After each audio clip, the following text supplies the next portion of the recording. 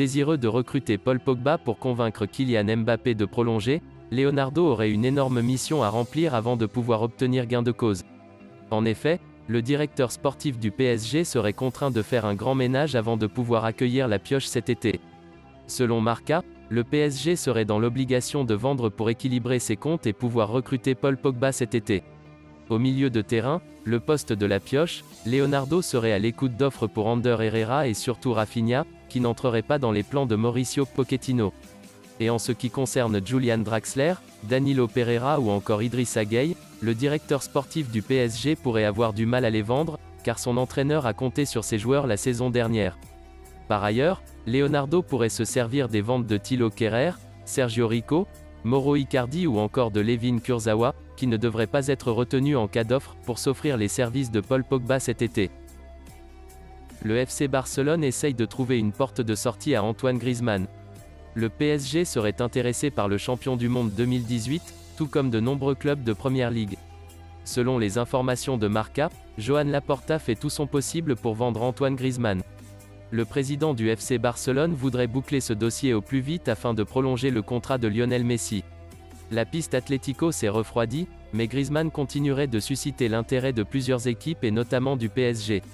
Toutefois, le média espagnol précise que de nombreux clubs de Première Ligue suivraient aussi sa situation. Ce dossier risque bien de s'accélérer dans les prochains jours. Alors que son nom a été lié à Manchester United ces derniers jours, Vinicius Junior ne devrait en aucun cas quitter le Real Madrid cet été.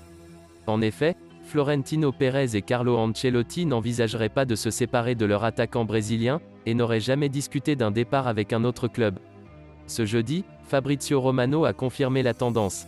Comme l'a expliqué le journaliste de Sky Sport, Carlo Ancelotti et Florentino Pérez ne penseraient pas à vendre Vinicius Junior lors de ce mercato estival. D'ailleurs, le coach et le président du Real Madrid ne discuteraient avec aucun club, pas même avec Manchester United pour boucler le départ de l'international brésilien. Sur le départ du côté du Real Madrid, Raphaël Varane serait promis à Manchester United. En effet, le défenseur français aurait déjà accepté l'offre de contrat de Red Devils. Alors qu'il ne voudrait pas créer de tension avec sa direction, Raphaël Varane attendrait patiemment que les deux clubs se mettent d'accord pour son transfert. Alors qu'il ne lui reste plus qu'une année de contrat avec le Real Madrid, Raphaël Varane aurait déjà discuté avec son club d'une prolongation. Toutefois, le défenseur français ne serait pas parvenu à trouver un accord avec Florentino Pérez, car il ne voudrait en aucun cas baisser son salaire de 10% à cause de la crise liée au coronavirus.